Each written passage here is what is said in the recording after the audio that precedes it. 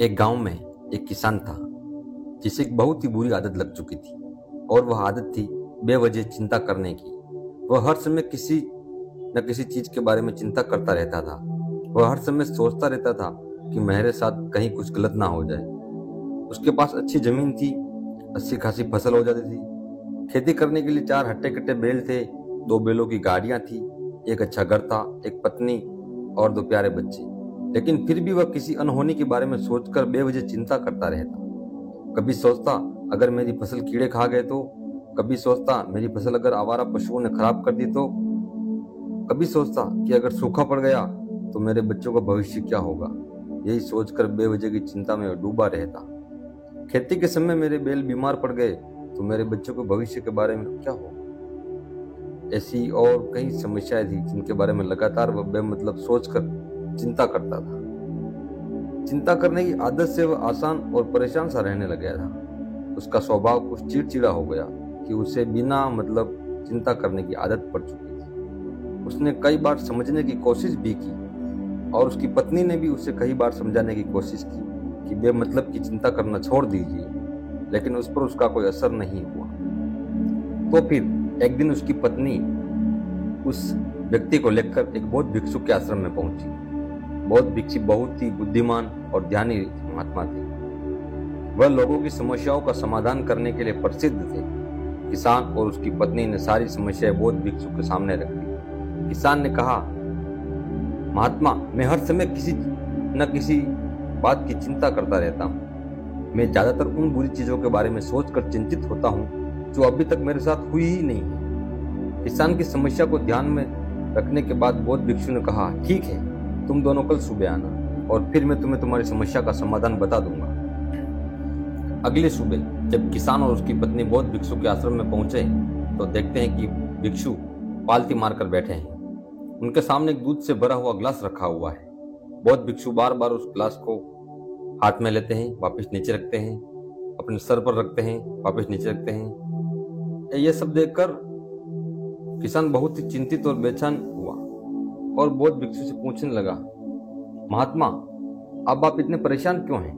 बौद्ध भिक्षु ने बहुत ही बेचैनी भरी शब्दों में कहा, मैं इस गिलास के दूध को लेकर बहुत ही चिंतित हूँ। मुझे चिंता हो रही है कहीं बिल्ली इस दूध को गिरा ना दे, कहीं ये दूध खराब ना हो जाए, फिर आश्रम का कोई शिष्य इसे पीना नहीं चाहेगा।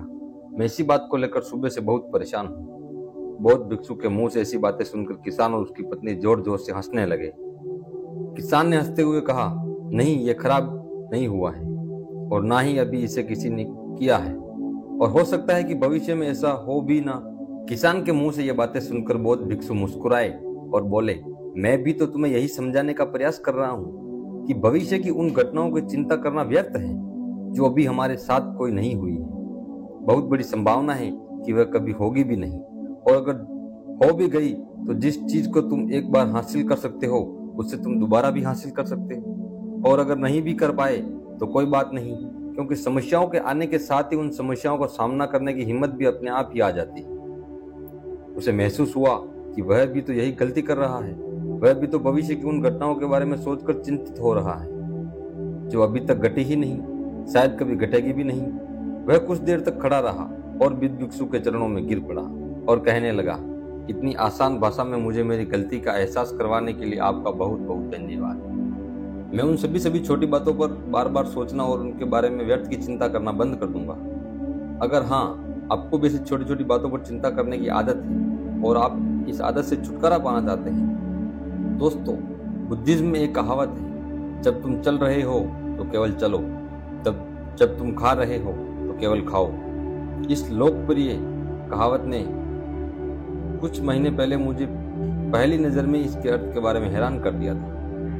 और सच कहूं तो मुझे ऐसा लगता है कि इस जैन कहावत के अर्थ में ही वो राज छुपा है जिसे अगर किसी व्यक्ति ने अच्छे से समझ लिया और अपने जीवन में उतार लिया तो वह चिंता के बंधन से हमेशा के लिए मुक्त हो जाएगा।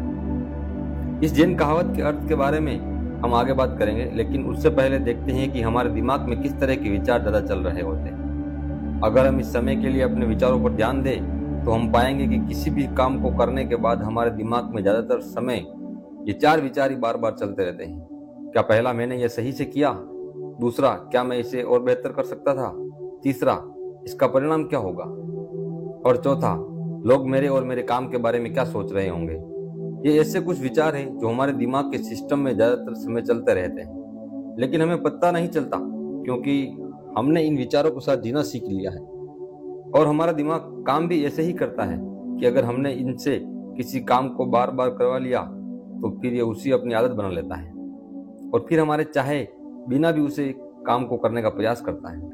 शुरुआत में तो हम किसी भी काम को अपनी इच्छा से पूरा होशो हवस में करते हैं, लेकिन बाद में वह हमारी आदत बन जाता है और फिर हम बेहोशी की हालत में बिना सोचे समझे मुझे उस काम को किए चले जाते हैं। जैसे कि हम शुरुआत में चलना सीखते हैं तो हमें हर एक छोटी छोटी चीज का ध्यान देना पड़ता है और हम पूरी सावधानी के साथ चल रहे होते हैं, लेकिन जैसे ही कुछ महीने बीत जाते हैं हमारा दिमाग इसे अपनी आदत बना लेता है और फिर हम फोन में बात करते हुए, गाने गाते हुए या फिर कुछ खाते हुए भी आसानी से चल सकते हैं। हमें इसके बारे में ज्यादा सोचना भी नहीं पड़ता। हमारे हाथ और पैर अपने आप ही गियर और ब्रेक्स की तरह काम करते हैं क्योंकि अब हम किसी काम को सबकॉन्शियसली चला रहे हैं, यानी कि एक तरफ से बेहोशी की हालत में हमें पता नहीं होता और काम हो रहा होता है। ठीक यही हमारी चिंता करने की आदत के साथ भी होता है। जब एक बच्चा छोटा होता है तब उसे पता नहीं होता कि चिंता क्या है, लेकिन जैसे ही वो थोड़ा बड़ा होता है माँ बाप कहना शुरू कर देते हैं, बेटे आपको होमवर्क करना है, आपको उसकी चिंता नहीं हो रही है, आपके एग्जाम आने वाले हैं, आप उसकी चिंता करनी चाहिए। ऐसे ही ना जाने कितनी सारी चीजों के लिए बच्चों के आसपास के लोग उससे चिंता करने के लिए कहते हैं और वो छोटा बच्चा इस बात को मान लेता है कि अच्छा किसी भी काम को करने के लिए हमें उसकी चिंता करनी पड़ती है। फिर वो भी किसी काम के बारे में सोचने लगता है। शुरुआत में तो वो काम जानबूझकर करता है, लेकिन धीरे धीरे उसका माइंड उसको उसकी आदत बना लेता है और फिर ना चाहते हुए भी उसका माइंड एक ही विचार के बारे में बार बार सोचता है और फिर वो अपनी पूरी जिंदगी चिंता के इस जाल में फंस कर रह जाता है। लेकिन अब प्रश्न यह उठता है कि इसका समाधान क्या है? तो इसका समाधान है, ऊपर बताई गई जिन कहावत का अर्थ यानी जागरूकता। हमें अपने विचारों के प्रति जागरूक होना पड़ेगा। हमें थोड़ी देर रुककर इस बात पर ध्यान देना होगा कि कहीं हम ना चाहते हुए भी एक ही घटना के बारे में बार बार नहीं सोच रहे हैं। हमें पूरी जागरूकता के साथ ये देखने का प्रयास करना होगा कि चिंता कि पूरे दिन हमारे अंदर किस तरह के विचार उठते हैं। अब आप पूछ सकते हैं कि केवल जागरूकता क्या करेगी? मैं कहता हूँ ये काफी है। ये माइंड को शांत करने के लिए पर्याप्त है, माइंड को अपने स्वभाव का एहसास कराने के लिए पर्याप्त है और जीवन में जागरूकता लाने का सबसे आसान तरीका है ध्यान करना। ध्यान करने के दौरान अपने विचारों पर ध्यान देना, और जब आप पूरी जागरूकता के साथ अपने विचारों पर ध्यान देना शुरू कर देंगे तो आप पाएंगे कि आपके माइंड में चलने वाले गैर जरूरी विचार एक एक करके अपने आप ही गायब होना शुरू हो जाएंगे और फिर आप अनुभव कर पाएंगे कि आपके मन में आने वाले विचार एक एक करके अपने आप धीरे धीरे शांत हो जाएंगे। इसी के साथ धन्यवाद।